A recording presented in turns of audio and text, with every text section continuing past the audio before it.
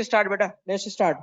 हमने पिछली क्लास में फर्स्ट टॉपिक स्टार्ट किया था, चार्जिंग सेक्शन। चार्जिंग सेक्शन जो होता है उसमें से हमने 4 की कॉन्सेप्ट्स निकाले।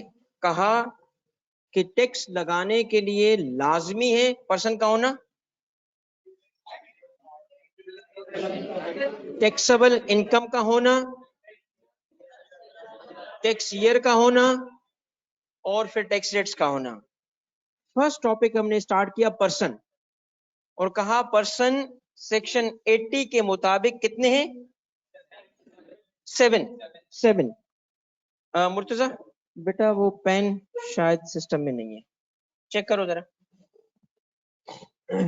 ठीक है, इसमें है, थैंक यू। तो 7 पर्सन्स को हमने आइडेंटिफाई किया, करेक्ट। फर्स्ट पर्सन को डिस्कस किया, सेकंड पर्सन को डिस्कस किया। फर्स्ट एंड सेकंड पर्सन कौन से थे? फर्स्ट था इंडिविजुअल, सेकंड था एओपी। ये क्यों डिस्कस कर रहे हैं? ताकि पता चले कि उसका पर्सनल स्टेटस क्या है। टैक्स पेयर का पर्सनल स्टेटस डिटरमिन करना लाजमी है ताकि पता चले उस पर रेट्स कौन से लगेंगे, ताकि उसको टैक्स ट्रीटमेंट कौन सी दी जाएगी। इसलिए लाजमी है मालूम होना कि पर्सनल स्टेटस क्या है उसका। पर्सन्स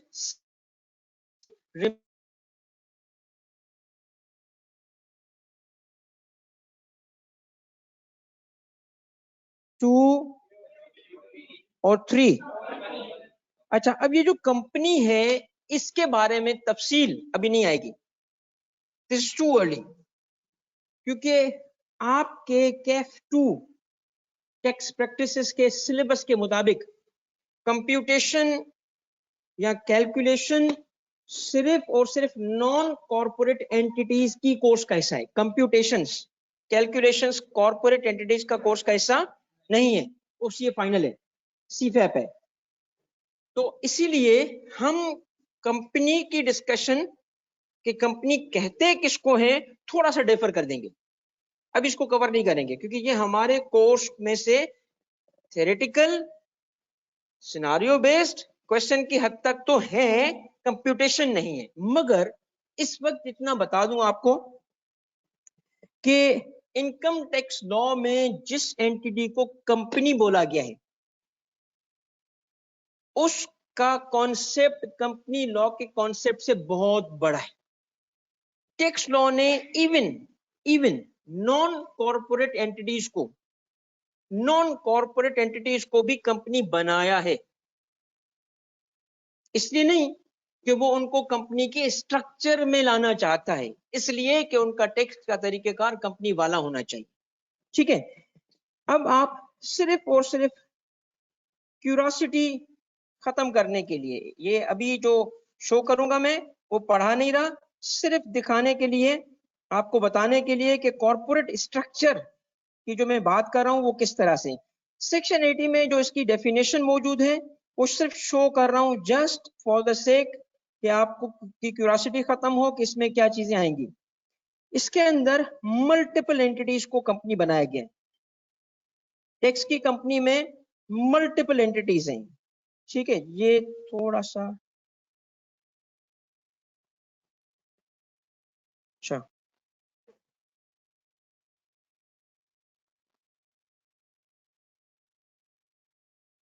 ये देखिए, दिस इज सेक्शन 80। टाइटल उसका क्या है? Person, right. और ये देखिए कंपनी इज डिफाइंड। पर्सन्स कितने हैं ये लिस्ट है, individual, company, association of person, federal government, foreign government, political sub division of foreign government, और सारे 7 पर्सन्स यहाँ क्लॉज ए बी सी में मौजूद हैं। There are 3 clauses, clause A B and C, but 7 persons. ठीक है, company की definition में सबसे पहले वो कंपनी आई जिसको आम जबान में भी हम कंपनी बोलते हैं, यानी कंपनीज एक्ट के मुताबिक इनकॉर्पोरेट होने वाली एंटिटी। क्योंकि company is a separate legal person, वो लॉ का क्रिएशन है। किस लॉ ने इसको बनाया? कंपनीज एक्ट ने इसको बनाया, करेक्ट जी बेटा, जूम कर लो। तो ये मीनिंग आप देखें कि कैसे डिफाइन कर रहे हैं। कंपनी क्या है, वो इज डिफाइंड, इसका मतलब आम कंपनी, जिसको हम आम जबान में बोलते हैं ये कंपनी है, वो टैक्स में भी कंपनी है, मगर टैक्स की कंपनी उससे कितनी वाइडर है ये देखो कि इसके बाद क्या है, नंबर 2, 3, 4, 5, ये देखो क्या है, ये सारी और भी एंटिटीज यहां शामिल कर दी गई, विच मीन्स के टैक्स का कॉन्सेप्ट कंपनी लॉ के कॉन्सेप्ट से वाइडर है, ब्रॉडर है। क्यों? क्योंकि टैक्स का ऑब्जेक्टिव एंटिटी को बनाना या उसके फंक्शन को रेगुलेट करना नहीं है। इसका ऑब्जेक्टिव क्या है? टैक्स कलेक्ट करना। अब टैक्स कलेक्ट करते हुए जो मेथड अपनाया गया वो 3 है, 3 मेथड्स हैं, 3 स्ट्रीम्स हैं टैक्सेशन की। नंबर 1 इंडिविजुअल की टैक्सेशन, नंबर 2 एओपी की टैक्सेशन, नंबर 3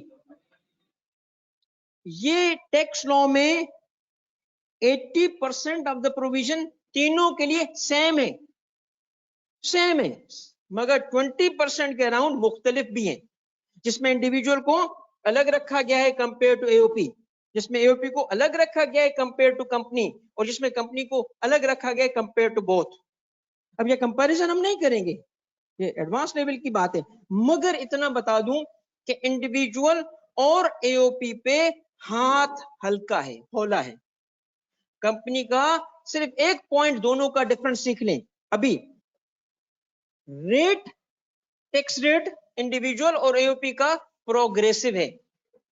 प्रोग्रेसिव बोले तो इनकम बढ़ने से, तो इनकम कम होने से, अगर मेरी इनकम है 5 लाख और अगर मेरी इनकम है 5 मिलियन और अगर मेरी इनकम है 500 मिलियन, तो इनकम बढ़ने से रेट बढ़ेगा और कम होने से रेट, मगर कंपनी पे ऐसे नहीं है। कंपनी का फ्लैट रेट है, फिक्स 29% मींस 29%, चाहे इनकम 500 रुपए हो कि 5 लाख रुपए हो। और जो हमने बात की थी 4 लाख रुपए तक टैक्स नहीं लगता, ये कंपनी पे अप्लाई नहीं करता। तो आपको एक फर्क नजर आएगा, टैक्स ट्रीटमेंट जो कंपनी को दी गई है और टैक्स ट्रीटमेंट जो नॉन कॉर्पोरेट को दी गई है। कंपनी को हमारे मुल्क ने जो टैक्स ट्रीटमेंट दी है वो हायर रेट की दी गई है, उस पर टैक्स ज्यादा लगाया गया है, और ना सिर्फ टैक्स ज्यादा लगाया गया है बल्कि ऑब्लिगेशंस भी ज्यादा रखी गई हैं। मसलन उसके बुक्स ऑफ अकाउंट्स, उसका रिकॉर्ड कीपिंग, हर चीज उसकी हायर है। अब सुने, एक एंटिटी है जो हकीकत में कॉर्पोरेट एंटिटी नहीं है, और लॉ चाहता है इसको वही ट्रीटमेंट देना जो कंपनी के लिए है, तो क्या करेगा? उसको कंपनी की सफ में खड़ा कर देगा, तू भी कंपनी। इसीलिए ये देखें, प्रोविंशियल गवर्नमेंट को टैक्स लॉ ने क्या बनाया हुआ है? Can you believe it? A government is treated as a company in tax law. ये देखें क्या बनाया गया, लोकल गवर्नमेंट को क्या किया गया है, ये देखें ट्रस्ट को क्या किया गया है, ये देखें एनपीओ नॉन प्रॉफिट ऑर्गेनाइजेशन को क्या बनाया गया है, ये कोऑपरेटिव सोसाइटी, ये मुदारबा, ये सब हकीकत में कंपनी नहीं है। मुदारबा हो सकता है कंपनी, मगर इसके अलावा बाकी नहीं है। इसका मतलब क्या है? ये डिस्कशन तफसीली आएगी, मगर जब आप इतने बने, थोड़ा सा कवर तो कर लो। अभी सिर्फ आपको क्या बता रहा हूं कि टैक्स का कंपनी का कॉन्सेप्ट वाइडर है, ब्रॉडर है कंपेयर टू, और इसमें ऐसी एंटिटीज को भी कंपनी बनाया गया है जो हकीकत में कंपनी, तो क्यों बनाया गया है? सो दैट के सेम टैक्स ट्रीटमेंट उनको मिले जो किसको मिलती है। ओके, अब एक सिर्फ इलस्ट्रेशन दे रहा हूं, इलस्ट्रेशन। प्रोविंशियल गवर्नमेंट को कंपनी क्यों बनाया गया? अव्वल तो, अब यहां थोड़ा सा एक आप नया पॉइंट सीखोगे। अव्वल तो गवर्नमेंट पे टैक्स लगता है कि नहीं लगता, इसको डिस्कस करते हैं। गवर्नमेंट भी तो एक एंटिटी है। Federal government, government of Pakistan की इनकम एंड प्रॉपर्टी एग्जेम्प्ट है टैक्स से, फेडरल गवर्नमेंट की इनकम क्या है? गवर्नमेंट ऑफ पाकिस्तान, जिसको हम बोलते हैं क्या? फेडरल गवर्नमेंट बोलते हैं। इसकी इनकम क्या है? एग्जेम्प्ट है, इस पर टैक्स नहीं लग सकता। अंडर द कॉन्स्टिट्यूशन कहा गया है इसकी इनकम क्या है? एग्जेम्प्ट। क्यों भाई एग्जेम्प्ट है?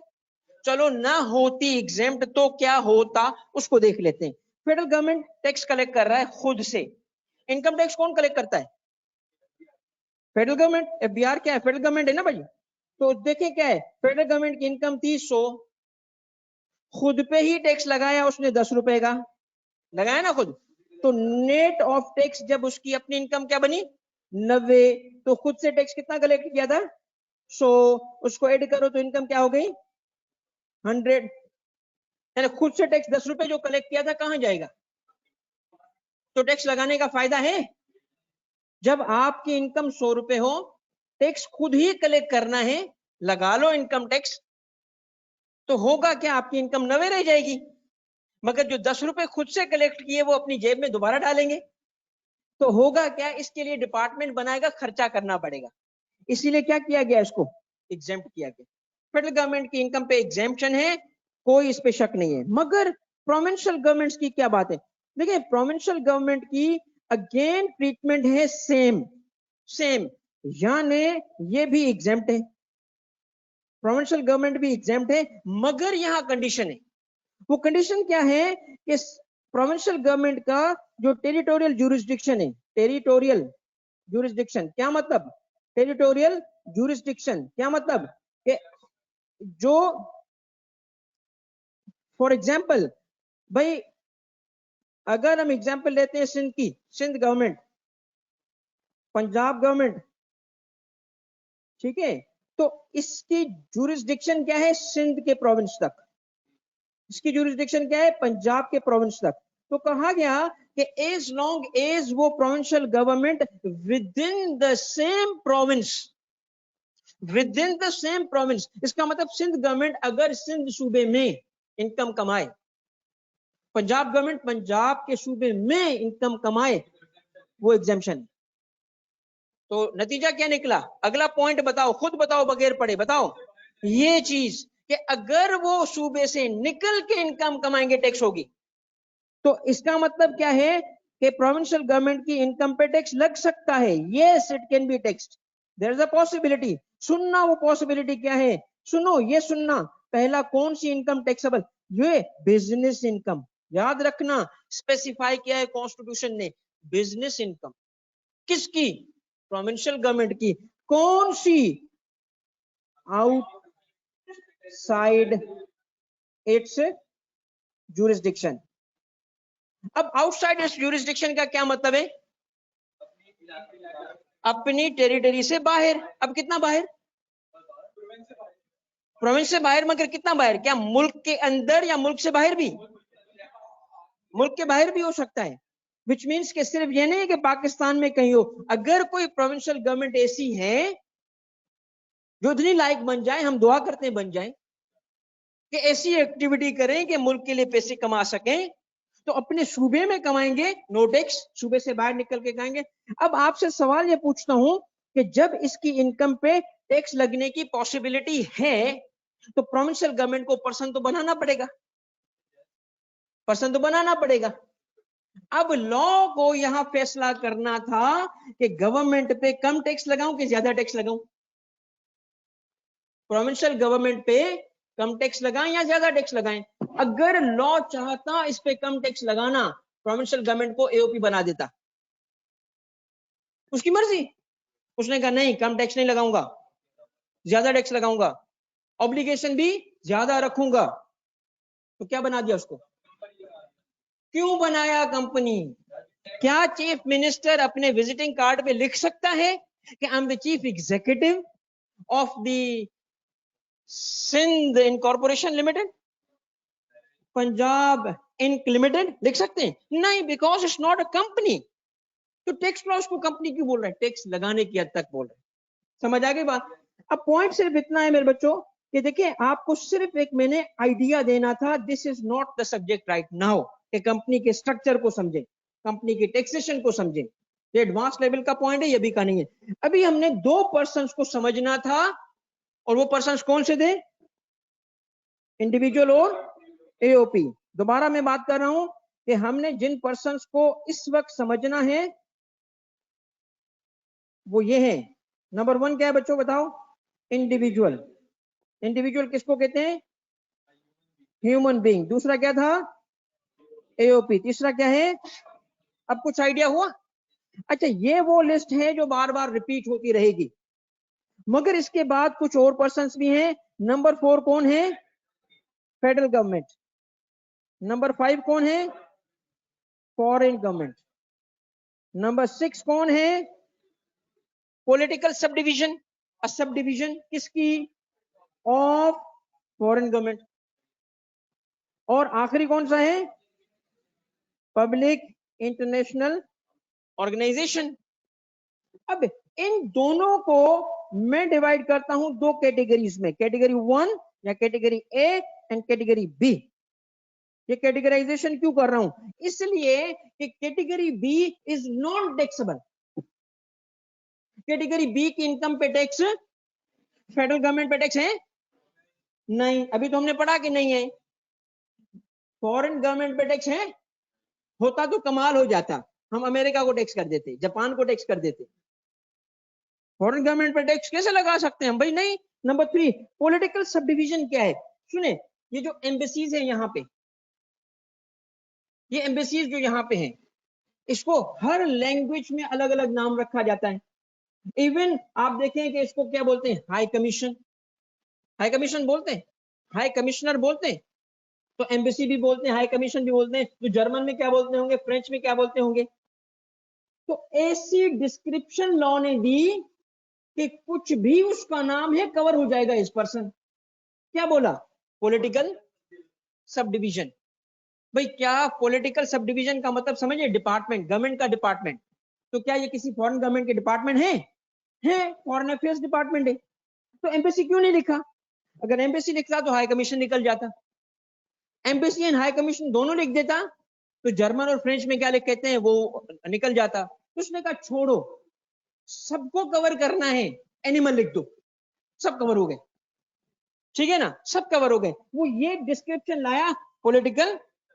अब सुने सुने, वो है तो हमारे मुल्क में, फॉरेन गवर्नमेंट यहां नहीं थी, मगर फॉरेन गवर्नमेंट की पाकिस्तान में एक्टिविटी हो सकती है, हो सकती है, होती रहती है। तो कहा नहीं, वो भी पर्सन तो है, एग्जाम्प्ट है, पर्सन तो है, एग्जाम्प्ट है, हम टैक्स नहीं लगाएंगे। Political sub division of foreign government क्या है? पर्सन तो है, एग्जाम्प्ट। अलग क्यों लिखा है इसको? नंबर 6 हकीकत में नंबर 5 में कवर हो रहा है, कवर हो रहा है ना। तो सुने, टैक्स लॉ समटाइम्स ऐसी चीजें अलग अलग करके लिखेगा जो वैसे ही कवर होंगी। इसलिए नहीं कि वो कवर्ड नहीं थी, इसलिए कि इसको लॉ इंप्लीमेंट करने के लिए क्लियरिटी चाहिए। वो रिमूवल ऑफ डाउट करना चाहता है, रिमूवल ऑफ डिस्प्यूट करना चाहता है। वो चाहता है कोई इस पे डिस्कस ही ना करे कि शामिल है तो नहीं है। फॉर एग्जाम्पल, अगर हॉर्स लिखा हो और एनिमल लिखा हो, हॉर्स एनिमल एक लिस्ट में लिखा हो, एनिमल एंड हॉर्स, तो क्या हॉर्स एनिमल नहीं? क्यों लिखा फिर अलग? कहता इस पे डिस्कस नहीं करना, इसको तो बाय नेम मैंने लिखा है। एनिमल में जो शामिल है तो है, तो जो चीज ऑलरेडी शामिल होगी, तो टैक्स लॉ साइंटिफिक और अकाउंटिंग एक्यूरेसी नहीं रखता। टैक्स लॉ से साइंटिफिक एक्यूरेसी डिस्क्रिप्शन की एक्सपेक्ट नहीं कीजिएगा। टैक्स लॉ से ईज ऑफ इंप्लीमेंटेशन एक्सपेक्ट कीजिएगा। इसका ऑब्जेक्टिव क्या है? रेवेन्यू कलेक्ट करना। तो एक ही लफ्ज के 3 अलग अलग डेफिनेशन भी नजर आएंगी तुम्हें, कि इस मकसद के लिए ये डेफिनेशन, उस मकसद के लिए ये डेफिनेशन।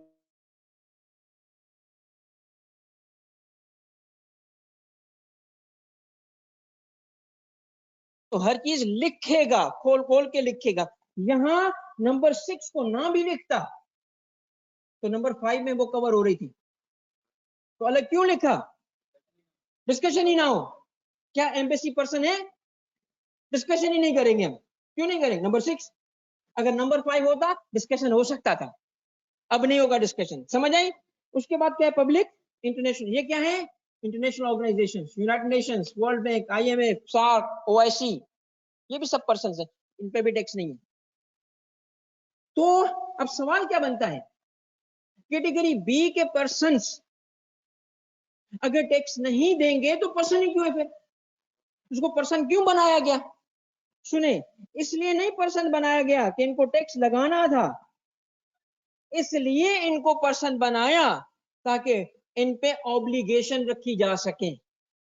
इनका मकसद इसलिए है कि इन पे ऑब्लिगेशन रखेगा टैक्स लॉ। पर्सन बनाएगा तो ऑब्लिगेशन रखेगा ना, ऑब्लिगेशन किसी पर्सन पे रखी जाती है, जब पर्सन ही नहीं है तो क्या ऑब्लिगेशन? अब कौन सी ऑब्लिगेशन? आसान तरीन मिसाल देता हूं, आप में से किस किस के फादर या मदर जॉब करते हैं और सैलरी में से टैक्स कट जाता है? देखा है ना आपने, सैलरी से टैक्स डिडक्ट हो जाता है, एट सोर्स टैक्स डिडक्ट हो जाता है। तो कौन टैक्स डिडक्ट करता है? टैक्स डिडक्ट कौन करता है? एम्प्लॉयर, कंपनी टैक्स डिडक्ट करता है। पैसे देने से पहले टैक्स डिडक्ट करके टैक्स FBR को दे देता है और सैलरी आपके फादर को दे देते हैं, ऐसा है ना? तो जो 4 पर्सन्स मैंने नीचे लिखे हैं कैटेगरी बी के, ये पाकिस्तान में एक्टिविटी कर सकते हैं कि नहीं कर सकते? क्या एक्टिविटी करते हैं कि नहीं करते? तो एम्प्लॉयमेंट ये कर सकते हैं कि नहीं कर सकते? लोगों को एम्प्लॉय रखते हैं कि नहीं रखते? तो इनको कहा जाएगा कि सुनो, तुम्हारी इनकम पे तो टैक्स नहीं है, मगर तुमने जो एम्प्लॉइज रखे हैं उनका टैक्स तुम डिडक्ट करोगे। अगर इनको पर्सन नहीं बनाते तो क्या ये काम दे सकते थे इनको? नहीं। तो समझ आई? तो आपको 7 पर्सन्स में से ज्यादातर गुफ्तगू कैटेगरी ए पर्सन्स की होगी, कैटेगरी बी की डिस्कशन नहीं होगी। कैटेगरी बी के पर्सन्स हैं मगर उन पे टैक्स नहीं है। तो क्यों पर्सन बनाया? ताकि उनके टैक्स ऑब्लिगेशंस रखी जा सके। लाइक कौन सी ऑब्लिगेशन? कि पेमेंट करोगे तो टैक्स डिडक्ट करोगे, सैलरी पे करोगे, ये काम करो, टैक्स ऑब्लिगेशंस होंगी, खुद पे टैक्स नहीं है। समझ आ गई? तो आप बार बार क्या सुनोगे? पर्सन में क्या सुनोगे? इंडिविजुअल, AOP, और प्रैक्टिकल किस पे बनेगा? कंप्यूटेशंस किस पे होंगी? 50 से 60% आपकी जो सवाल आते हैं वो प्रैक्टिकल होते हैं, कंप्यूटेशनल होते हैं। वो किस पे होंगे? इंडिविजुअल पे या AOP। कंपनी पे कंप्यूटेशन नहीं बन सकती, स्पेसिफिकली स्टेटेड है आपके सिलेबस में, कंपनी की कंप्यूटेशन होंगी फाइनल में। ठीक हो गया? ये बेटा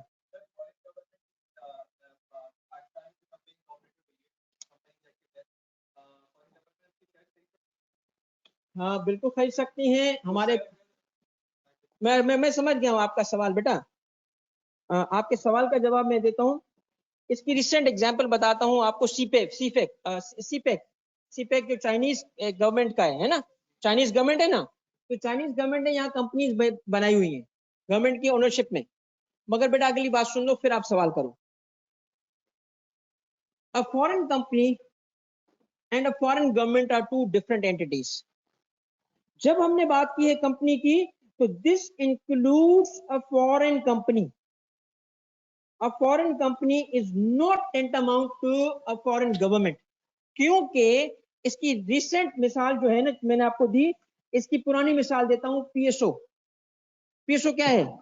पाकिस्तान गवर्नमेंट की एक कंपनी है, PIA, पाकिस्तान स्टील मिल, सारी कंपनीज हैं। किसकी कंपनीज हैं? मगर इन पे टैक्स है। हमने तो कहा था फेडरल गवर्नमेंट पे टैक्स नहीं है, वो तो गवर्नमेंट पे टैक्स नहीं है ना। कंपनीज और इनकॉर्पोरेशन आर डिफरेंट। उनकी 100% शेयर होल्डिंग गवर्नमेंट की हो सकती है, बट दे आर टैक्सेबल। तो गवर्नमेंट अगर शेयर होल्डिंग रखेगी, इसका मतलब ये नहीं कि वो कंपनी में उनकी रूह चली जाएगी, वो भी गवर्नमेंट बन जाएंगे। कंपनी रहेगी, गवर्नमेंट नहीं बन सकती। ठीक हो गई बात? अब बेटा हम पहली स्टेज कवर कर चुके हैं। फर्स्ट टॉपिक था पर्सन, और बार बार बताऊंगा क्योंकि मुझे आपको एक पाथ पे रखना है। पर्सन क्यों पढ़ रहे हैं हम? पर्सन इसलिए पढ़ रहे हैं कि ये टैक्स लगने की पहली कंडीशन है। ठीक है? अच्छा, अब पर्सन्स कितने और टैक्सेबल कितने? 3। कौन से?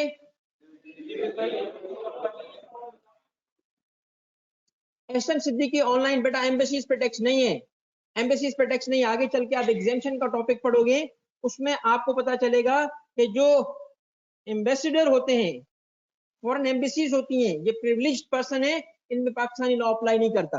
तो कोई भी लॉ अप्लाई नहीं करता, यहां तक कि टैक्स लॉ भी इन पे अप्लाई नहीं करता, एंड वाइस वर्सा। ठीक है, चले भाई। अब एसन रुकना बेटा, एसन सिद्दीकी रुको बेटा।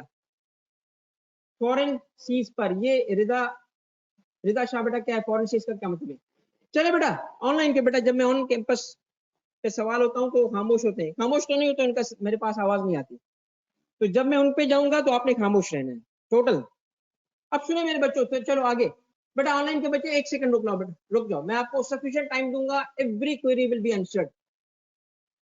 मेरा प्रेजेंस ऑन कैंपस है, दिल आपके पास है, सीरियसली, बिकॉज वो मुझे पता है अकेले बैठे हैं, तो मैं आपके एक एक सवाल के बारे में कंसर्न हूं, आपको जवाब दूंगा। थोड़ा बस तवज्जो करो, मुझे एक एरिया कवर करने दो। हमने देखा कि इनकम टैक्स लॉ के 7 बच्चे, पर्सन 7, उसको उसने नाम भी रखे, खूबसूरत से नाम रखे। तो हर बच्चे का फिर कबीला भी होता है, ये कबीलों वाली कौम है, ठीक है, कबीलों की कौम है, ये सैयद है, कुरैशी है, ये है, वो है ना कबीले। तो इनकम टैक्स ऑर्डिनेंस कैसे रह सकता है कि कबीले ना रखता? उसने कहा जी हाँ, नाम है बच्चे का तो कबीला भी होगा। अब आते हैं कबीले की तरफ कि इन पर्संस की कितने कबीले, कितनी इसकी ग्रुपिंग है। थोड़ी बात तवज्जो सुनिएगा। आपने इंडियन मूवीज में देखा है, एनआरआई बोलते हैं, एनआरआई। एनआरआई का मतलब क्या होता है? वो कहते हैं जी एनआरआई बड़ा मतलब अमीर बंदा होता है उनके यहाँ, अमीर बंदे को दिखाते हैं एनआरआई करके। पाकिस्तान में एक कॉन्सेप्ट है जी, दुबई में रहते हैं। हमारे पास जो टैक्स में ज्यादा अमीर अफसर होते हैं ना, हम उसको बोलते हैं दुबई ग्रुप। समझ आ रही है? बिल्कुल, तुम सही पाकिस्तानी हो। देखें, अब सुने मेरी बात। तो एनआरआई बेसिकली इंडिया के टैक्स लॉ का कॉन्सेप्ट है, वहां की टैक्स लॉ का कॉन्सेप्ट है। वहां उसकी उनकी सोसाइटी में वो इतना इस्तेमाल हुआ कि वो कॉमन बन गया। हमारे यहाँ ये कॉमन नहीं है। अब एक मैं पहले मिसाल दूंगा, तवज्जो से सुनिएगा, ताकि फिर आपको समझ आए कि ये कबीला में किसको बोल रहा था। देखो, टैक्स लॉ का एक एक कॉन्सेप्ट जुड़ा हुआ है। जैसे जैसे आप आगे जाएंगे, आपकी और अंडरस्टैंडिंग डेवलप होगी। और जो मैंने पहले कहा था आपको कि जो हो नहीं सकता कि किसी प्रोविजन का क्यों या वाई ना हो, हर प्रोविजन का एक रीजन है, और वो मैं बताता रहूंगा।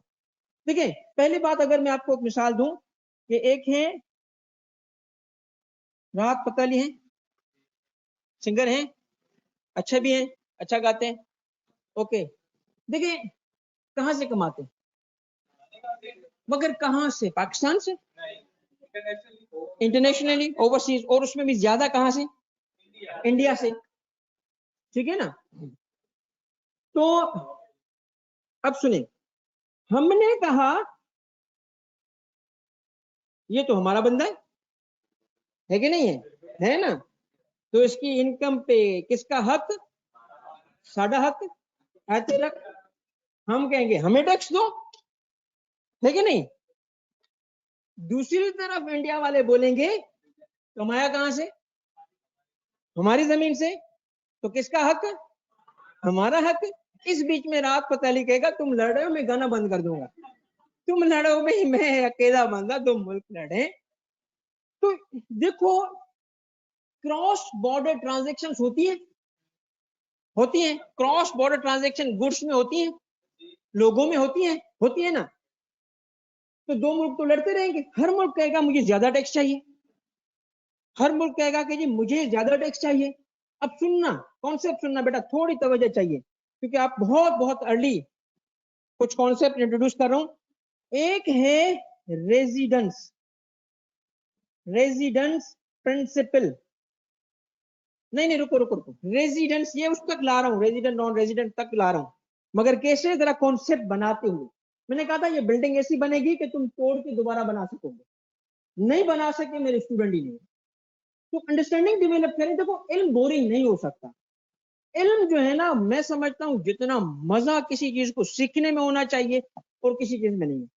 तो थोड़ा सा हम इसको, थोड़ा वक्त लगेगा, चंद क्लासेस लगेंगी, सब बराबर हो जाएंगे, सबको इन चीजें बेहतर समझ आएंगी। देखिए, रेजिडेंस प्रिंसिपल का मतलब है कि दुनिया भर के मुमालिक इस प्रिंसिपल की बुनियाद पे टैक्स लें कि कौन कहां रहता है, कहां का रेजिडेंट है। फॉर एग्जाम्पल राहत फतेह पाकिस्तानी है तो पाकिस्तान उससे टैक्स ले। रेजिडेंस प्रिंसिपल का क्या मतलब हुआ कि जहां पे उसकी रेजिडेंस हो वहां टैक्स दिया जाए, ठीक है। मगर हमारा अगर रेजिडेंट है और दूसरे मुल्क में इनकम कमाई है तो वो दूसरे मुल्क वाले क्या कहते हैं, नहीं जी सोर्स ऑफ इनकम क्या है, हमारा है। तो दूसरा प्रिंसिपल क्या बन गया, सोर्स प्रिंसिपल। ये दो प्रिंसिपल्स होते हैं टैक्स। ये कब आते हैं, जब इंटरनेशनल ट्रांजैक्शन होती है। रेजिडेंस प्रिंसिपल और सोर्स प्रिंसिपल। आपको समझ आया रेजिडेंस प्रिंसिपल किसको कहते हैं, जहां का होगा। और सोर्स प्रिंसिपल क्या है, जहां से इनकम कमाई गई। समझ आ गई ना बात। अब सुने, इसको रोक ले एक सेकंड के लिए। अब इन दोनों प्रिंसिपल पे मैं वापस आऊंगा, फिर मैं आपसे अप्लाई करवाऊंगा। देखिए इंटरनेशनली ये कॉन्सेप्ट पाकिस्तान में नहीं दुनिया के हर टैक्स लॉ में मौजूद है कि persons are classified into two categories. जो भी पर्सन्स होंगे they are classified into either resident person और नॉन रेजिडेंट पर्सन। ये दो कबीले हो गए।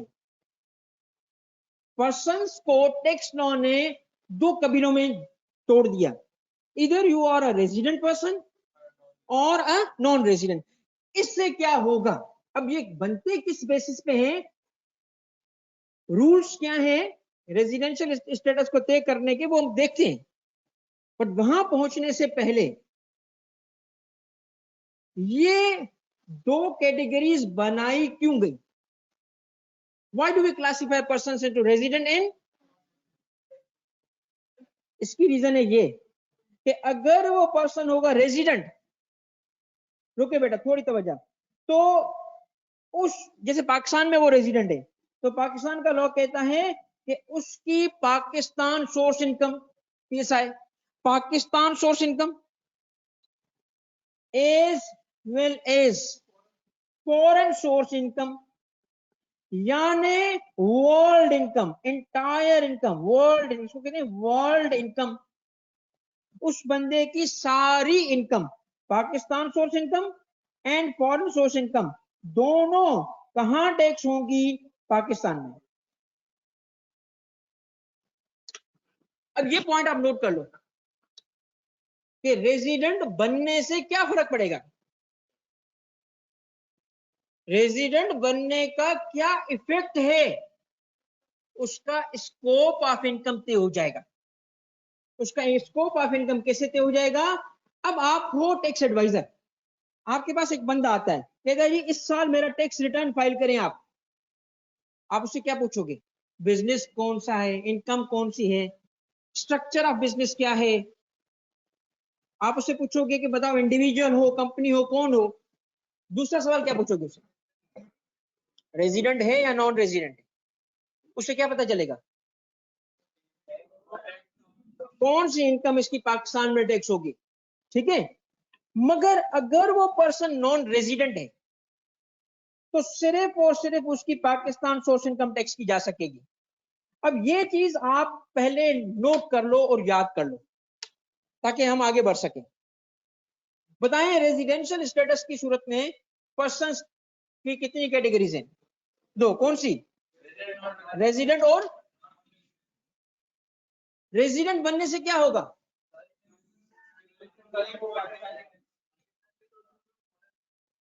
Pakistan source income foreign source income दोनों पाकिस्तान में टैक्स होंगी। और नॉन रेजिडेंट होने से क्या होगा, तो राहत फतेह अली की इनकम कैसे कहां टैक्स होती है, डिपेंड करता है, एक्सीलेंट, डिपेंड करता है कि वो रेजिडेंट है कि नॉन रेजिडेंट है। वो रेजिडेंट है, अब बताओ नॉन रेजिडेंट है, बताओ क्या है। इसका मतलब है ये बड़ा इंपॉर्टेंट कॉन्सेप्ट है रेजिडेंशियल स्टेटस। ये इतना इंपॉर्टेंट है कि टैक्सेशन का ये पहला कलमा समझा जाता है। ACCA का पेपर हो, CA का पेपर हो, इस पे पहला सवाल बन सकता है, बनता है। अब कैसे बनता है? थ्योरी नहीं, सिचुएशन दे देगा कि जी मिस्टर पीटर पाकिस्तान में इतने दिन आया, ये काम किया, वो काम किया, उसके बाद वापस चला गया, फिर आया, बताओ इसका स्टेटस क्या है। तो हमें पता करना पड़ेगा ना रूल्स क्या है पहले। अब पहली चीज लिख ले सारे, सुने बेटा, एक पॉइंट सुन ले सारे बच्चे बेटा, एहसन सिद्दीकी बेटा सुनना तुम भी। टेक्स का concept residential status has nothing to do with citizenship. Unlike citizenship, बेटा थोड़ी तवज्जो, अनलाइक सिटीजनशिप हमें एवरी ईयर रेजिडेंशियल स्टेटस तय करना पड़ता है। इट्स नॉट लाइक सिटीजनशिप के once a Pakistani always a Pakistani, no, for each tax year we need to determine कि वो क्या है, which means के it is quite possible a person like individual is resident in 1 year, maybe non-resident in next year.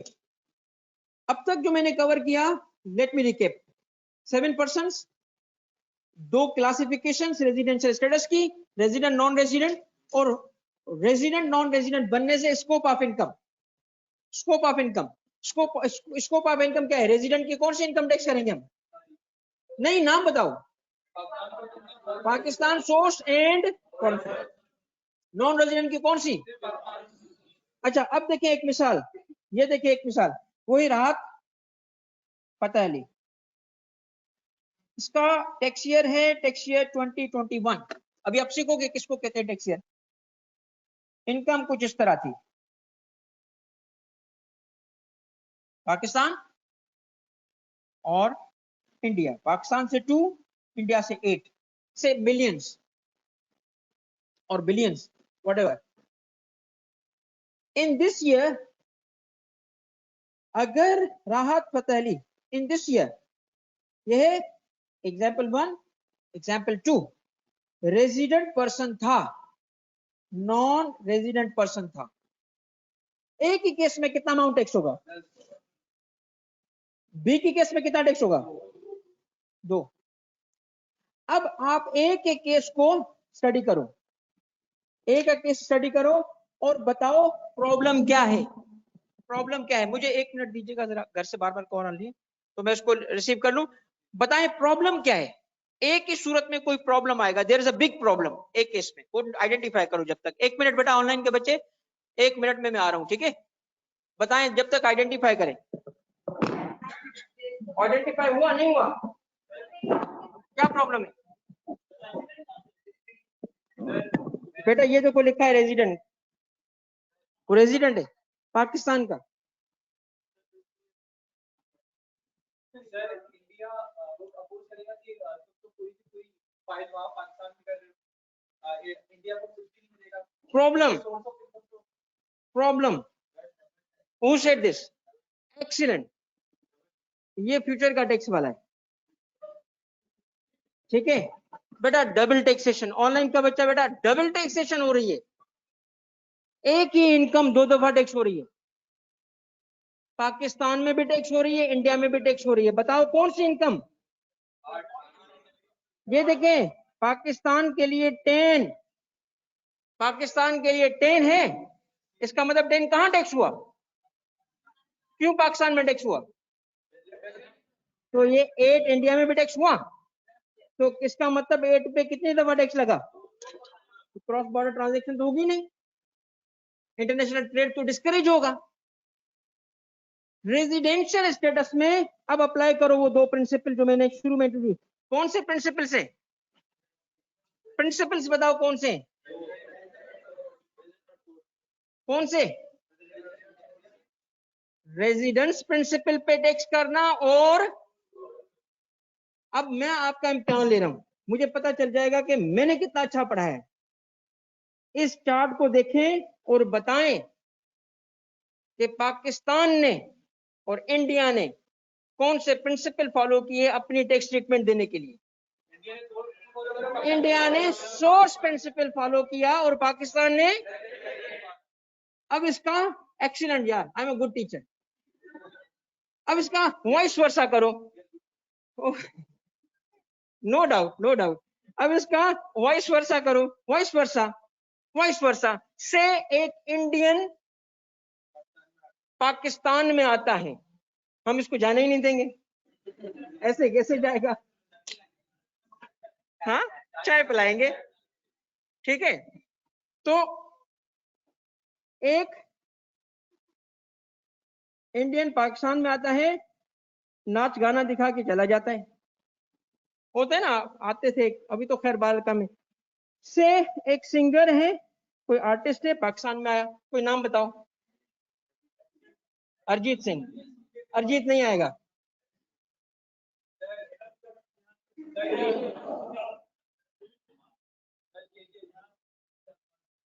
Sidhu को बुला लो यार, छोड़ो बाकियों को। बहरहाल एक सिंगर आता है, पाकिस्तान में आया, पाकिस्तान में से उसने एक कोई कंसर्ट किया, कोई एक स्टेज का कोई परफॉर्मेंस दी, जिस पे पाकिस्तान से उसको मिलते हैं 5 मिलियन, 50 लाख रुपए उसको मिले। इंडिया में से उसको 15 मिलियन उसने कमाए। अब रेजिडेंट है वो इंडिया का, वहां का रेजिडेंट है, पाकिस्तान के लिए वो नॉन रेजिडेंट है। हम क्या करेंगे? सिर्फ 5 को टैक्स करेंगे। बताओ, हमने तो पहले प्रिंसिपल कौन सा फॉलो किया था? इधर भी फॉलो करो ना। नहीं नहीं नहीं नहीं नहीं नहीं, इधर मुझे पैसे चाहिए। बाहर वालों के लिए सोर्स प्रिंसिपल, इसका मतलब समझ रहे हो? हम दोनों प्रिंसिपल फॉलो करते हैं, ये है।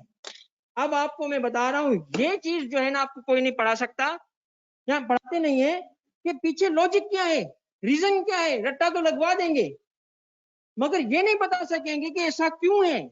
सुने मेरे बच्चों, अब थोड़ी सी मुझे ना एंडिंग करने दे, एंडिंग, इस टॉपिक की एंडिंग। फिर सवाल, पहली चीज क्या, पर्सन्स कितने, कैटेगरीज कितनी, कौन सी, रेजिडेंट पर्सन, और ये क्या तय करेगा, रेजिडेंट और नॉन रेजिडेंट क्या तय कर देगा?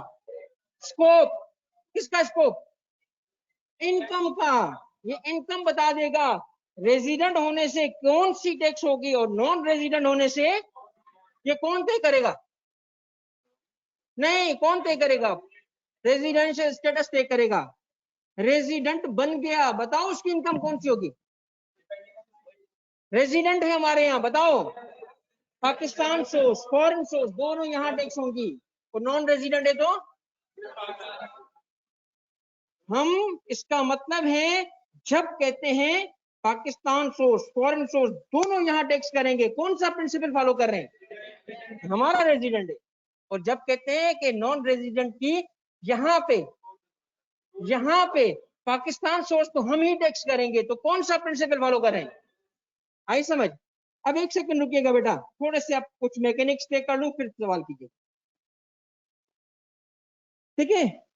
यहाँ एक प्रॉब्लम था, उसका हल बता दूं पहले। एक प्रॉब्लम था, उसका हल बता दूं ताकि हम आगे बढ़ सके। प्रॉब्लम क्या रही हुआ? डबल टैक्सेशन बेटा, डबल टैक्सेशन। डबल टैक्सेशन को क्या रहने दें या हल करें? रहने देंगे तो नुकसान, क्रॉस बॉर्डर ट्रांजैक्शन नहीं होगी, ट्रेड कम होगा, फ्लो ऑफ लेबर नहीं होगा। इसीलिए दुनिया भर के ममालिक आपस में इंटरनेशनल लॉ के जरिए, इंटरनेशनल लॉ यानी ट्रीटीज के जरिए इसको हल करता है। कैसे हल करता है सुनिएगा। पाकिस्तान ने 66 कंट्रीज के साथ ये ट्रीटी की हुई है। क्या ट्रीटी की है? इसको कहते हैं avoidance of double taxation treaties. Avoidance of double taxation treaties, इसको आम जबान में हम कहते हैं डबल टैक्सेशन ट्रीटीज। मगर डबल टैक्सेशन ट्रीटी इसलिए नहीं कि डबल टैक्स करवा रहा है, अवॉइड करवा रहे हैं, ठीक है। ये avoidance of double taxation treaties, या डबल टैक्सेशन ट्रीटीज में क्या होता है, पाकिस्तान और दूसरा मुल्क एग्री कर लेते हैं किस चीज पे?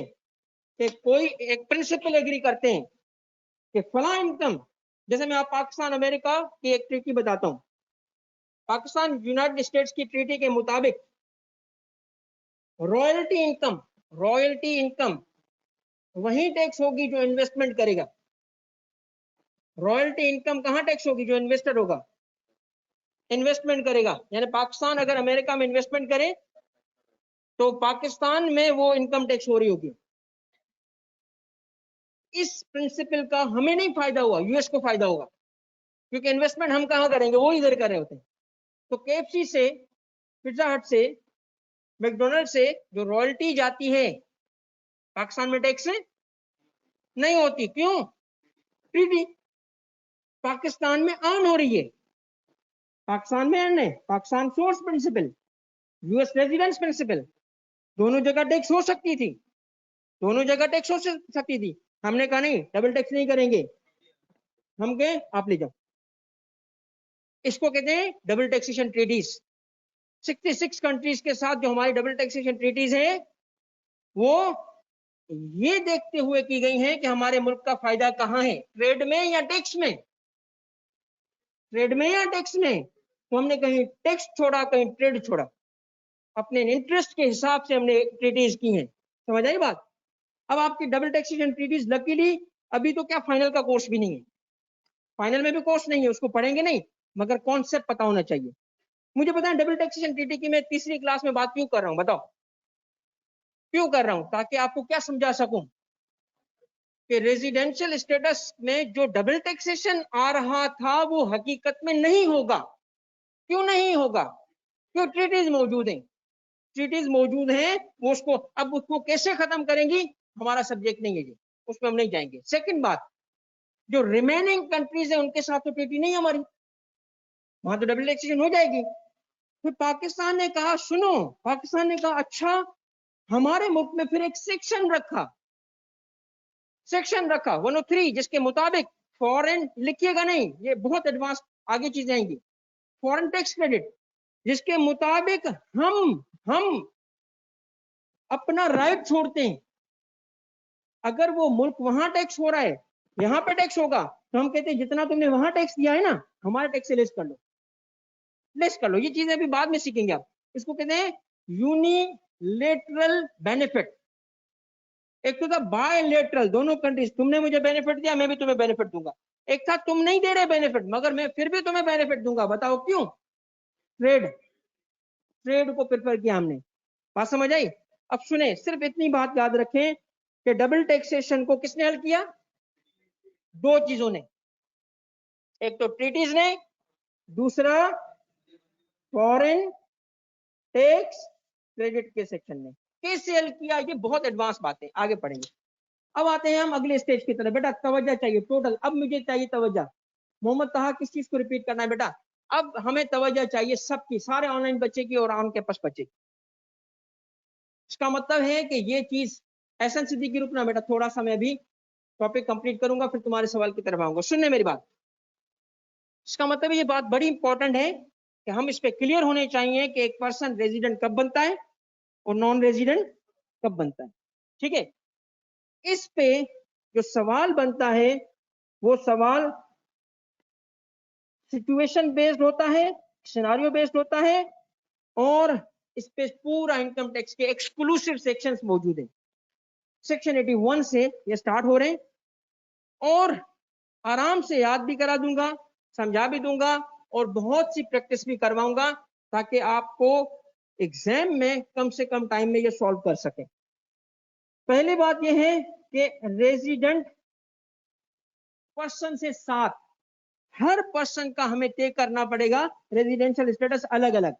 तो I will start from section 82 which deals with resident individual।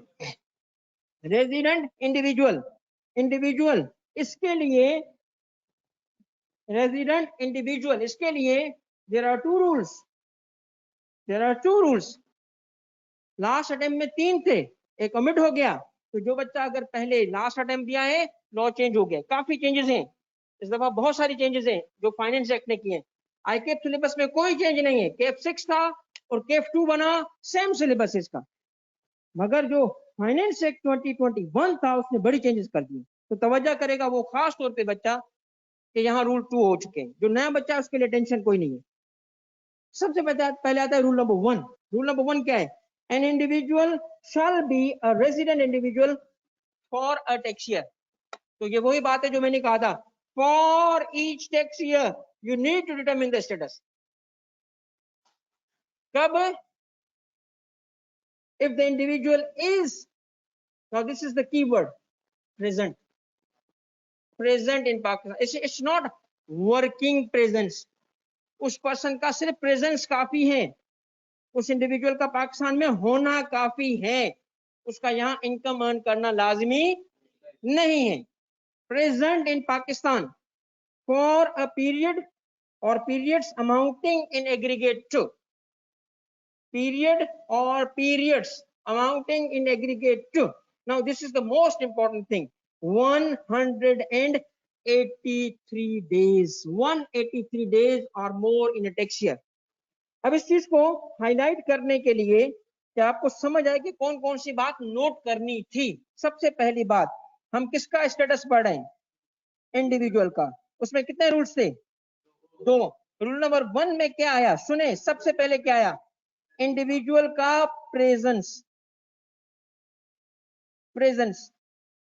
In Pakistan.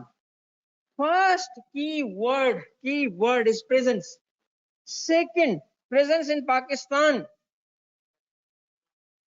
In Pakistan का जो प्रेजेंस है वो इन एग्रीगेट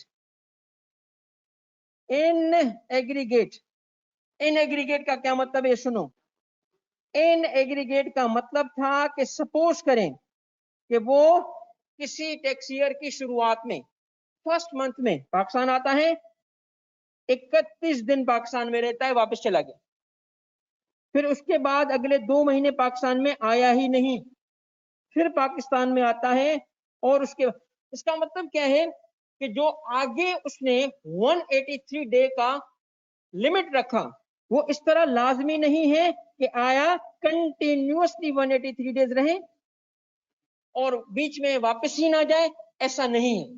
ऐसा भी हो सकता है, ऐसा भी हो सकता है, मगर in a tax year total number of days क्या होगा? इन एग्रीगेट क्या? Presence in Pakistan in aggregate कितना होगा? 183 डेज और कम नहीं, इक्वल टू और मोर देन 183 डेज। इसकी भी सुन लो वजाहत। वाई 183? वाई 365 को आधा कर दो, क्या होगा? 182.5 आम दिनों में। तो लॉ चाहता है कि ऐसे इसको डिजाइन किया जाए ताकि एक कंट्री में रेजिडेंट हो तो दूसरे में ना हो। That is the idea. 183 का मतलब अज्यूमिंग दिस के दुनिया भर में सेम रूल है, तो ये अगर पाकिस्तान में आ गया तो दूसरे में क्या होगा? तो पाकिस्तान में क्या बना और दूसरी जगह क्या बना?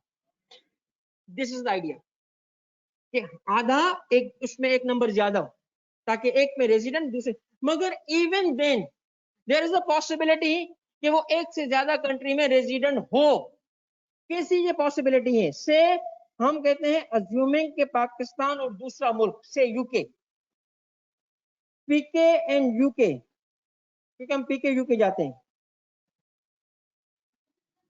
इसको समझ आए। तो पीके के अंदर अगर 183 है तो यूके में भी 183 हो सकता है। बताओ कैसे? Leap year. तो पॉसिबिलिटी है मरियम, सुनना, पॉसिबिलिटी है किस चीज की? कि एक से ज्यादा कंट्री में वो रेजिडेंट बन जाए। पाकिस्तान भी उसकी वर्ल्ड इनकम टैक्स करेगा, दूसरा भी उसकी वर्ल्ड इनकम टैक्स करेगा, और वो वर्ल्ड से ही चला जाएगा। तो यहां उसकी हेल्प कौन करेगा? वो F1 दबाएगा। F1 क्या है उसका? F1 क्या होता है? हेल्प। किसको? उसका F1 क्या है? ट्रीटी हो जाएगा, ट्रीटी हेल्प नहीं, समझ रहे? तो ये एक से ज्यादा एक से ज्यादा कंट्रीज में रेजिडेंट होने से कोई फर्क नहीं पड़ता, मगर कोशिश की गई है कि ये सिचुएशन ना आए। कैसे सिचुएशन है? ये 183 लाया गया। 183 को ऐसे नहीं पढ़ना, 8 और 1 कितना हो गया? 9 और 3 कितना हो गया? तो इसमें दजाल नहीं ढूंढना। होता है ना न्यूमरोलॉजी, 911 911 होता है ना। डू यू नो कि न्यूमरोलॉजी भी कोई चीज है? जरा सीक्रेट सोसाइटीज हैं। चलो किसी दिन बताऊंगा आपको कि है कि नहीं है, और I am not a member of them, ये बता दूं। पहले मैं जब बताता था ना बच्चों को, कहते सर की इतनी नॉलेज क्यों है, सर भी उनमें से। फिर मैंने बताना ही छोड़ दिया, मैंने कहा छोड़ो इनको, सोता रहने दो, ये कौन सोने में अच्छी है। प्रेजेंट इन पाकिस्तान कितना होगा? 183 डेज और मोर। अब सुनो, इन ये बात अब इंपॉर्टेंट है। ये 4 चीजों में से लास्ट पॉइंट की क्या मतलब है, सुनिएगा बेटा। अब्दुल अजीज सही कह रहे हो बेटा, तुमने तो नाम बता दिया, अरीमा या अमीमा, सही है बेटा, नाम बता दिया, बिल्कुल ऐसी चीज है। ठीक है, सुने, उन्होंने नाम बताया। चले बेटा, तवज्जो सुनना। इन अ टैक्स ईयर क्या है? अब मैं फॉर द फर्स्ट टाइम एक चीज इंट्रोड्यूस करने जा रहा हूं, जो आगे चल के एज अ टॉपिक भी कवर होगा। What is a tax year? Now पहले तो मुझे बताओ कि हमारे पर्पस के लिए, इनकम टैक्स पर्पस के लिए, why do we need a taxpayer? Why do we need a tax year? Why do we need a tax year? We need a period जिसकी इनकम तो इनकम कैलकुलेट होती है किसी period की। We need a tax period. It can be any number of months, any number of days. अब दुनिया भर में इनकम टैक्स कलेक्ट करने के लिए एक रीजनेबल टैक्स पीरियड चाहिए था, ना ज्यादा देर हो कि पैसे ही ना आए, और ना इतना जल्दी कि बंदा ही मर जाए, कि उसका कैश फ्लो खराब हो। सोचो, हर महीने इनकम टैक्स लें तो क्या होगा उसको? हर महीने तो देखें, इसका मतलब हार्डशिप पीरियड होगी, कहते साल में एक दफा टैक्स दो। सुनिएगा, एनुअल टैक्स है तो टैक्स पीरियड रखा गया a year, and we call it tax year. A tax year. Sales tax is a monthly tax. Every month is a tax period there, जबकि income tax is an annual tax. अब income tax का जो tax year है, बाकी तफसील आएगी बाद में। It starts with 1 July and ends on 30th June. This is known as a tax year, a period. अब इसको क्यों हमने इसे रखा है? Why 1 July? Why 30th June? Because ये हमारा बजट ईयर है। हम जब टैक्स में पैसे आएंगे तो लगाएंगे, तो बजट के साथ होगा ना, पैसा आएगा टैक्स से, लगेगा कहाँ? दुबई के अकाउंट्स में। अब कहीं पे भी लगे, मतलब पैसे आएंगे कहां से, जाएंगे कहां से, तो बजट से करस्पॉन्ड करना पड़ेगा ना। तो हमारे मुल्क का फिस्कल ईयर कौन सा है, हमारे मुल्क का फाइनेंशियल या बजट ईयर कौन सा है? Is a July to June period. July to June period. तो हमने क्या कहा, टैक्स का भी पीरियड वही कर दिया जो जुलाई टू जून है, दैट वो करस्पॉन्ड कर दिया। ठीक है। तो अगर मैं कहूं कि 1 जुलाई 2020 यहां था, तो आगे क्या होगा? 30 जून क्या? 2021। और अभी तफसील आ रही है, अभी इस पे आप परेशान ना हो। इसको कहा जाता है टैक्स ईयर 2021। एक सेकेंड। तो मैं आपसे पूछता हूं कि जब लॉ कहता है प्रेजेंट इन पाकिस्तान, तो यहां कीवर्ड था प्रेजेंस, काम करे ना करे काउंट होगा। वो ये नहीं बोल सकता था कि पहले 15 दिन तो पाकिस्तान में घूमने आया था, मैंने तो काम किया ही नहीं, उनको काउंट ना करो। ऐसा नहीं बोल सकता। नो, पाकिस्तान में प्रेजेंस था कि तो प्रेजेंस तो था, जिस्मानी था, रूहानी तौर पे अपने मुल्क में था मैं। हम कहेंगे हमें नहीं पता तुम्हारी रूह कहाँ थी, हम तुम्हें काउंट करेंगे प्रेजेंस इन पाकिस्तान। समझ आई बात? दूसरा क्या था? एग्रीगेट। इसका मतलब कंटिन्यूअस स्ट्रेच होना लाजमी नहीं है। In totality 183 days or more, half year के हिसाब से। लॉजिक है कि नहीं है? टेक्स्ट लॉ में लॉजिक है कि नहीं है, या सिर्फ रूल्स और रटा है? Logic. In a tax year, तो एवरी टैक्स ईयर में आपको डिटरमिन करना पड़ेगा कि वो रेजिडेंट है या। तो मैंने एक जुमला बोला था, a person, an individual who is resident in one tax year may be non resident in the next 6 year. ये मुमकिन है, ये परमानेंट स्टेटस नहीं है कि पाकिस्तानी है तो उसके सर पे ठप्पा लगा दो ये रेजिडेंट होगा। No, not like that. समझ आई बात? अच्छा, अब एक चीज यहां रुके। जब लॉ ने कहा 183 days or more, 183 days or more, तो 183 डेज की कैलकुलेशन में आए प्रॉब्लम्स, कुछ प्रॉब्लम्स आए। प्रॉब्लम्स क्या आए कि जिस दिन, सुनिएगा ये बात क्लेरिफिकेटरी नेचर की है, कि जिस दिन डिपार्चर हुआ या उससे भी पहले जिस दिन अराइवल हुआ, वो तो फुल डेज होते ही नहीं है, they are part of a day. इन दोनों में तो फुल डे हो ही नहीं सकता। आपका पाकिस्तान में प्रेजेंस क्या है? Part of a day. तो इनका क्या करें? फिर उसके बाद एक प्रॉब्लम और आया, नॉन वर्किंग डे। और नॉन वर्किंग डेज में इवन रीजन ये हो सकती थी कि वो बीमार पड़ गया, स्ट्राइक्स थी, लॉकडाउन था, मशीन बंद थी, for whatsoever reason, it can be any reason, मगर वो उसका नॉन वर्किंग डे है। और फिर इवन ये भी प्रॉब्लम आया कि व्हाट अबाउट द पीपल जो पाकिस्तान में आए और आना उनका मकसद नहीं था, वो सिर्फ और सिर्फ क्यों पाकिस्तान में लैंडिंग की उन्होंने? Because they are in transit. In transit day से उनकी फ्लाइट पाकिस्तान के थ्रू थी। इन ट्रांजिट पाकिस्तान में आया, आया, गया, गया, तो अब क्या करें? काउंट करें कि ना? इन प्रॉब्लम्स को हल करने के लिए, सुने, इन प्रॉब्लम्स को हल करने के लिए एक काम किया गया। और वो काम क्या है? जो मैं पहले भी आपको बता चुका हूं कि लेजिस्लेशन का, लॉ मेकिंग का एक प्रिंसिपल है जो इस्लाम में मौजूद है और शायद वहीं से फॉलो हुआ दुनिया भर में। मुझे नहीं पता कि उससे पहले भी ये चीज थी कि नहीं थी, कि एक लॉ मेकिंग का प्रिंसिपल दे दिया कुरान ने, तफसील दे दी हदीस ने। प्रिंसिपल कुरान में है, उसकी वजाहत हदीस में। सलात लफ्ज का क्या मतलब है? कुरान में गिवन है कि सलात का ये तरीका। अगर कोई सलात का ये मतलब निकालता कि हम दुआ, इसको सलात बोलते हैं, कोई ये कहता कि ये दिल में बोलना सलात है, हमें तो नमाज पढ़ने की जरूरत ही नहीं है, कहाँ लिखा है नमाज? कहीं ना टाइम टाइम लिखा है, इनडायरेक्ट वे में लिखा है, इनडायरेक्ट वे में स्टेटेड नहीं है कि 5 होगी, वो इनडायरेक्ट वे में लिखा है, रात को, सुबह को, अल्लाह को याद करो। अब सवाल ये है कि अगर हदीस को हटा दो, आपका मजहब खत्म हो जाएगा, इंप्लीमेंटेबल ही नहीं रहेगा। तो इसका मतलब क्या हुआ? एक कॉन्सेप्ट सुनना, डेलीगेटेड लेजिस्लेशन।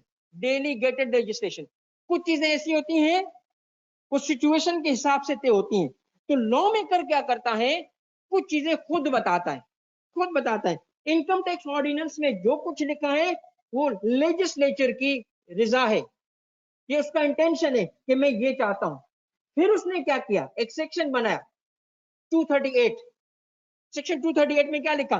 कहा कि मैं अब ये बताने के बाद, सब कुछ बताने के बाद, अब मैं पावर दे रहा हूं किसे? उस इदारे को जिसने इस कानून को इंप्लीमेंट करना है, यानी एफबीआर को पावर दे रहा हूं कि रूल्स बना सकते हो सिचुएशन के हिसाब से। इस कानून को इंप्लीमेंट करने के लिए, इंप्लीमेंटेबल बनाने के लिए तुम रूल्स बना सकते हो।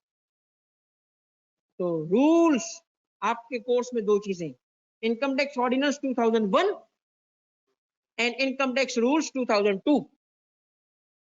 ये दो बुक्स हैं, मगर रूल्स छोटे से हैं, ज्यादा नहीं है कोर्स में, फाइनल में ज्यादा है। इनकम टैक्स रूल्स 2002 क्या है? ये वो रूल्स हैं जो एफपीआर ने बनाए। उसको किसने पावर दी? इनकम टैक्स ऑर्डिनेंस ने पावर दी, खुद कहा तुम रूल्स बना सकते हो। अब सुने, जहां अब एक बात बड़ी इंपॉर्टेंट बोलने वाला हूं जो आपकी नॉलेज और स्किल ऑफ लॉ बढ़ाएगी। जब भी लॉ में लिखा हो किसी काम के लिए एज में बी प्रिस्क्राइब्ड, कोई डिस्क्रिप्शन लिखी होगी, ये काम ऐसे होगा, ऐसे होगा, ऐसे होगा, या इसके बारे में ये, मगर फ्रेज क्या आएगा? एज में बी प्रिस्क्राइब्ड। तो इस जुमले को अधूरा मानते हुए पूरा करना। कैसे पूरा करोगे? इसमें लिखा नहीं होगा, लिखा होगा एज में बी प्रिस्क्राइब्ड। तुमने क्या पढ़ना है? एज में be prescribed by board FBR in rules. अगर कहीं लिखा हो कि जी ये वाली बात लिमिट्स में होगी, और लिमिट्स के लिए लिखा है एज में बी प्रिस्क्राइब्ड। तो कहां जाएंगे हम? रूल्स में जाएंगे। कौन से रूल्स बताओ? Income tax rules 2002। अब सुनिएगा मेरी आखिरी बात, जब ये प्रॉब्लम आए, कौन से प्रॉब्लम आए? ये तीन। तो एक क्या था? वापस जाया जाए लॉ मेकर के पास, कहा जाए आपने तो यहां लिख दिया क्या 183 डेज। अब आगे प्रॉब्लम, अगले साल अमेंडमेंट करके इसी में कोई चीज वजाहत कर दी जाती। इस तरह तो हर साल पता नहीं क्या होता। इसीलिए एफबीआर ने कहा, ये मैं बताऊंगा। हमने कहा तू किधर से आ गया? मेरे पास पावर है। कहां से पावर ड्राइव की एफबीआर ने? इनकम टैक्स ऑर्डिनेंस से की, और एक रूल बना दिया। क्या बनाया? रूल। उसमें बताया, क्या बताया? इनके जवाबात अब आपको याद करने पड़ेंगे। ये डे ऑफ अराइवल और डे ऑफ डिपार्चर क्या होता है? पार्ट होता है, but counted as full day. Counted as, you have to count them as full day. Arrival वाला डे पाकिस्तान में एज 1 डे काउंट होगा, फुल डे काउंट होगा। 183 डेज की काउंटिंग में एज ए फुल डे आएगा। 5 मिनट ही क्यों ना, पार्ट ऑफ अ डे जब अराइवल हुआ उसका। अब जैसे दिन एंड होता है, नहीं रुको उसको, उसका अलग केस, ट्रांजिट की बात नहीं हो रही, आगे जाते हैं फिर आपकी बात करेंगे। सेकंड, अराइवल और डिपार्चर को क्या काउंट करोगे? अलग अलग डेज मगर फुल डेज काउंट करोगे। 183 डेज में काउंटिंग होगी कि नहीं होगी? होगी। नॉन वर्किंग डे काउंट होंगे, क्योंकि वर्क प्रेजेंस रिक्वायर्ड था, काम रिक्वायर्ड। अब यहां उस बेचारे की नियत ही नहीं थी, तो इसको काउंट नहीं करेंगे।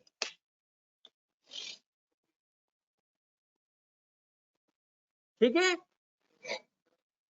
नॉन वर्किंग डे काउंट होगा, इन ट्रांजिट डे काउंट नहीं होगा। थोड़ा बेटा बस आता हूं आपके सवालों की तरफ। टाइम क्या है क्लास का? बस लास्ट पॉइंट था, अब मैं इसको यहीं तक रोकूंगा, मगर एक बात दोबारा पूरा रिकेप देता हूं। मेरी बात याद रखना, इस इंटायर कोर्स में सारे बच्चे, ऑनलाइन के बच्चे, ऑन कैंपस के बच्चे, जो कुछ पढ़ेंगे उसकी लॉजिक समझेंगे तो ये कोर्स आसान और इंटरेस्टिंग होगा, मकसद समझ आएगी। तो बार बार मैं क्या बताऊंगा? रीजन। पहली बात, हमने कहा 7% से, पर्सन से भी पीछे जाएं। चार्जिंग सेक्शन, उसने कहा मैं टैक्स लगा रहा हूं, इनकम टैक्स पर्सन पे, जिसके पास टैक्सेबल इनकम हो, पूरा टैक्स ईयर गुजर जाए और टैक्स रेट्स के थ्रू कैलकुलेशन करेंगे। कहा गया इन सब की तफसील के था, ऑर्डिनेंस पूरा इसकी तफसील है। सेक्शन 80 में हम गए, पता चला 7% है। उसके बाद उसकी दो कैटेगरीज बनी, रेजिडेंशियल स्टेटस, रेजिडेंट और नॉन रेजिडेंट।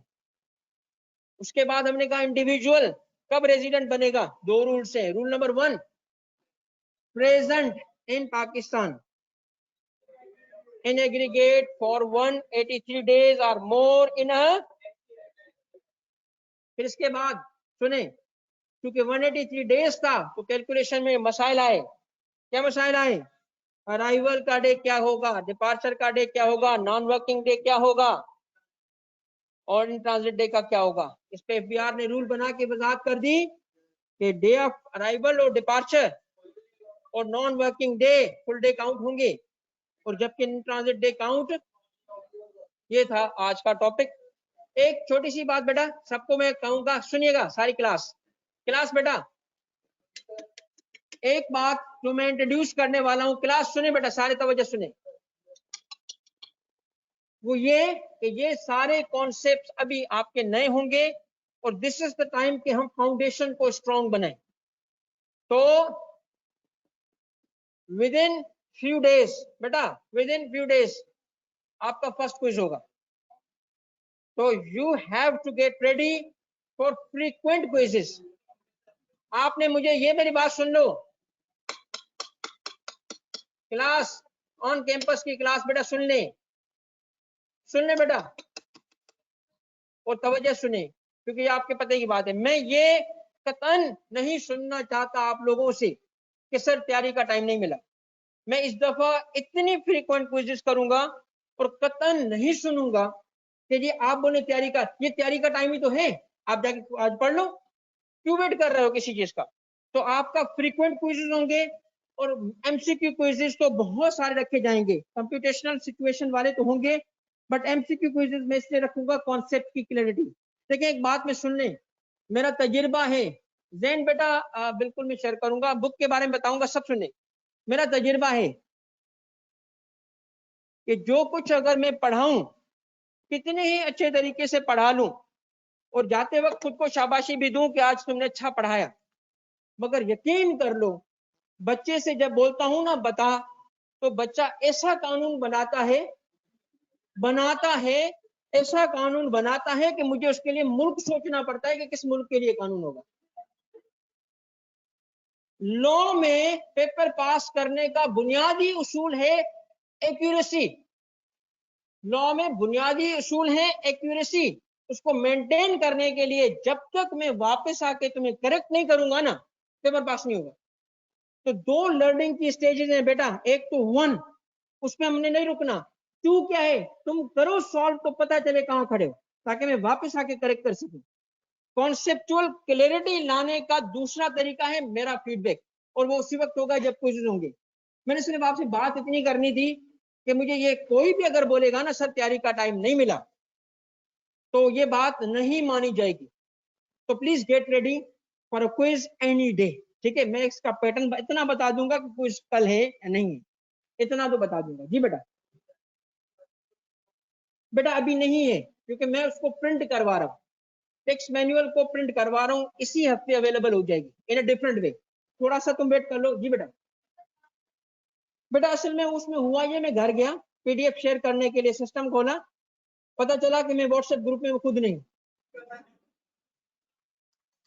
अब मैंने कहा वो ग्रुप फुल हो चुके थे दोनों, फिर मैंने कहा ये क्या हुआ, ये क्या हुआ। फिर पता चला स्टाफ ने किसी ऐसे नंबर से मुझे ऐड किया था, तो मैंने उसको ज्वाइन ही नहीं किया था। अब मैंने ज्वाइन नहीं किया, ग्रुप फुल हो गए, तो वो ये मसला हो गया। बेटा अभी मैं करता हूँ, अभी जाके किसी को बोलता हूँ शेयर करा देता हूँ। प्रेजेंटेशन भी आज का सब शेयर हो जाएगा शाम तक। इन ट्रांजिट का मतलब होता है मोहम्मद उस्मान के अगर तुम्हारी फ्लाइट है यूके से और तुम जा रहे थे ऑस्ट्रेलिया, डायरेक्ट फ्लाइट तुम्हें नहीं मिली, पाकिस्तान में रुकना पड़ा, ये इन ट्रांजिट कहलाता है। In person, a person is Pakistani and he spends one night in India, he is non-rich. Abdul Aziz, yes, Abdul Aziz citizenship का इससे कोई ताल्लुक नहीं है।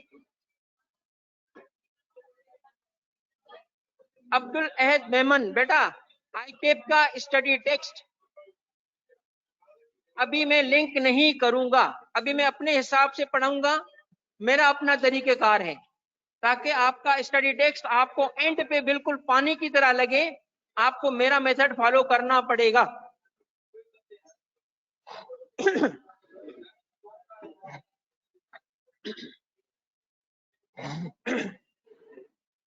रिदा, विद इन अ वीक बेटा, थोड़ा आपको 2-3 दिन का सब्र करना पड़ेगा, क्योंकि वो बुक प्रिंट हो रही है प्रॉपर प्रिंट की तरह।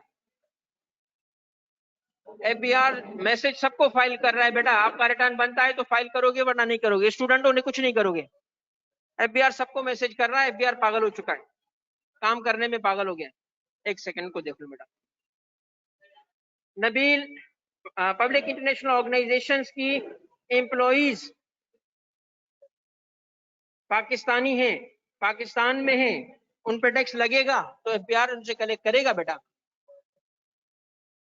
कशफ 183 डेज वाली बात यह है कि एक साल उठाओ, 1 जुलाई लो, 30 सितंबर 30 लो उसका जून 30 जून, इसके कितने दिन हुए 365 टोटल डेज हो गए। इसमें पाकिस्तान में वो कितने दिन आया 183 डेज या उससे ऊपर आया, वो रेजिडेंट बन जाएगा। कशफ रहमान, जुलाई से जून के पीरियड में आपने देखना है कि वो इंडिविजुअल पाकिस्तान में 183 डेज था कि नहीं था, ठीक है।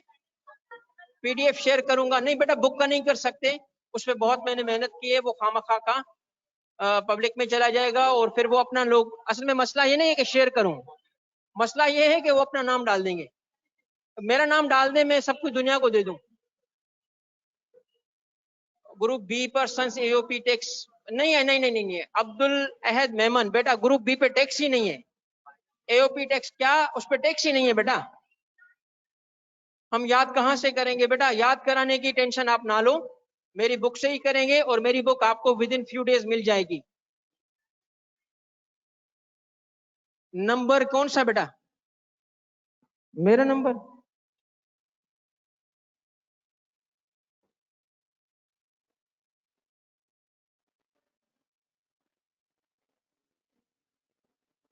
ठीक है, स्टडी टेक्स्ट की जरूरत पड़ेगी या नहीं पड़ेगी? मुझे जरूरत नहीं पड़ती, आपके पास होना चाहिए, क्योंकि जब मैं कंप्लीट कर लूंगा कोर्स तो आपको अंदाजा हो जाएगा उसको देख के कि कितना अच्छा पढ़ाया मैंने। तो स्टडी टेक्स्ट होना चाहिए आपके पास। मोहम्मद उस्मान, बेटा बुक अभी अवेलेबल नहीं रखी मैंने, इसको प्रिंट करवा रहे हैं, विद इन अ वीक आपको मिल जाएगी ARDT से। अगर ऑन कैंपस आप आके लेना चाहोगे मिल जाएगी, वरना आपको कोरियर, ऑनलाइन के बच्चों को कोरियर कर दी जाएगी।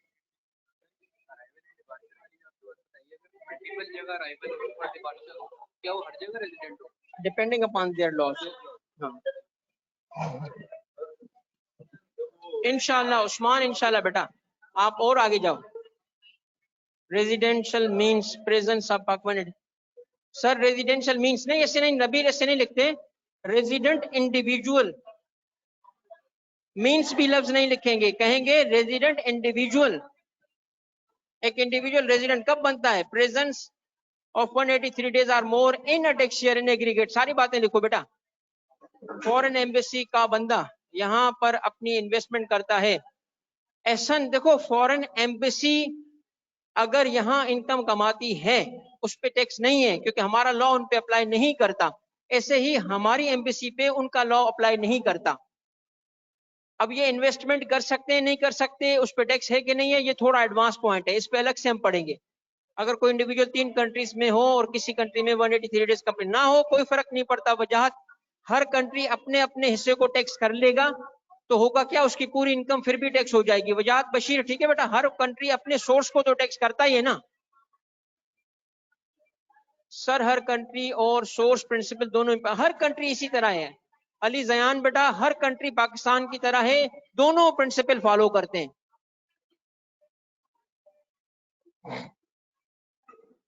बिल्कुल होता था फैजान, इनकम टैक्स ऑर्डिनेंस से पहले इनकम टैक्स ऑर्डिनेंस 1979 था, उससे पहले इनकम टैक्स एक्ट 1922 था।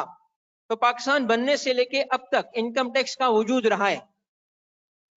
इन एग्रीगेट का मतलब ये होता है बेटा कि अगर हम, ये है कशफ, कशफ इसका मतलब ये है कि अगर एक ईयर में एक दफा आया और वापस ना जाए, कंटिन्यूअसली यहां रहे, ये रिक्वायरमेंट नहीं है। पाकिस्तान में आया, वापस गया, फिर आया, फिर वापस आया, तो जुलाई से जून के पीरियड में सारे डेज काउंट करेंगे, इन एग्रीगेट देखेंगे, टोटल देखेंगे। टोटलिटी क्या है? इंशाल अराइवल और डिपार्चर में टाइमिंग्स नहीं मैटर करती। अराउंड, बेशक आपने लिखा है 11:30, में कहता हूं 11:55 हो इंशाल, तब भी काउंट होगा। सर ट्रीटी कंट्री बेनिफिट का हिसाब से करते हैं। देखो ये है शाजेल, शाजेल बेटा नाम है शाजेल। ट्रीटी अपने मुल्क के हिसाब से करते हैं, हमारी उस कंट्री के साथ क्या रिलेशन है, हमारी पावर कितनी है, हम उनको प्रेशराइज कर सकते हैं कि ट्रीटी हमारे बेनिफिट के हिसाब से हो, या वो हमें प्रेशराइज करते हैं। इसके कुछ दुनिया में मॉडल भी बने हुए हैं शाजेल, दुनिया में मॉडल बने हुए हैं, तो हम उसमें से कोशिश करते हैं अपने लिए उसको। तो बहरहाल वही बात है ना, इंटरनेशनल लॉ पे डिपेंड करता है, जैसे बाकी इंटरनेशनल लॉ बनता है वैसे ही ये बनेगी। कंपनी अगर एम्प्लॉय की सैलरी से टैक्स डिडक्ट कर ले तो एम्प्लॉय को अगेन टैक्स नहीं पे करना पड़ेगा मोहम्मद राफे, वो उसका टैक्स एडवांस में पे हो गया, एंड में जितना टैक्स बनेगा उससे एडवांस पे किया हुआ टैक्स माइनस कर लेगा, अगर बैलेंस बचेगा तो वो पे करेगा। बस इनको थोड़ा देख लो बेटा, इनको जवाब नहीं दिया। सर अगर बंदा पाकिस्तान में रहकर बाहर फ्रीलांस, देखो एहसन सिद्दीकी पाकिस्तान सोर्स इनकम है फिर भी, क्योंकि पाकिस्तान में कमा रहा है, फ्रीलांसिंग उसका कस्टमर बाहर है मगर वो बंदा पाकिस्तान में है, पाकिस्तान सोर्स कहलाएगी, उस पर टैक्स हम यही करेंगे। डबल टैक्स नहीं होना चाहिए सर, बस डबल टैक्स नहीं होनी चाहिए, बिल्कुल सही है सर। एक फॉरेन कंट्री पर भी यही रेजिडेंट का अली जयान बेटा, ज्यादातर कंट्रीज पाकिस्तान की तरह सेम प्रिंसिपल फॉलो करते हैं, मोरलेस एक जैसे ही होते हैं, ठीक है। चलो भाई, बस डबल ये आ गया सर। जैसे आपने एग्जांपल दी, पाकिस्तान ने उसके साथ ट्रीटी, उसके हिसाब से ये शाजिल बेटा थोड़ा आपने क्लेरिफाई करना चाहिए सर, जैसा आपने एग्जांपल दिया, ताकि पाकिस्तान ने उसके साथ, किसके साथ ट्रीटी उसके बेनिफिट के हिसाब से की थी। वही बेटा मैं अर्ज कर रहा था शाजिल के इसमें ये प्रॉब्लम आता है, हर कंट्री अपने अपने हिसाब से करते हैं, अपनी पावर। अमेरिकन ट्रीटी हमारे हिसाब से अच्छी नहीं है, मगर अमेरिकन पावर थी तो इस वजह से, हाँ बिल्कुल शाजिल, ठीक अब समझ आया। देखो वो ही है ना कि हमारी पावर क्या है, हमारी वीक पावर है तो हम ऐसी ट्रीटी एग्री करेंगे जिसमें हम, मतलब समझ रहे हो कि बात वही है कि मुल्क के पावर के हिसाब से चीजें बनती है ना। क्लास ऑफ हो गई है, बिल्कुल बेटा। एक्सप्लेनेशंस मौजूद नहीं होंगी बेटा, टेक्स्ट स्टेटमेंट्स मौजूद होंगी। फैजान फारूकी बेटा, ये लेक्चर में एक्सप्लेनेशंस आपको मिलेंगी, ये हर चीज बुक में लिखेंगे तो बुक का साइज बहुत बड़ा हो जाएगा।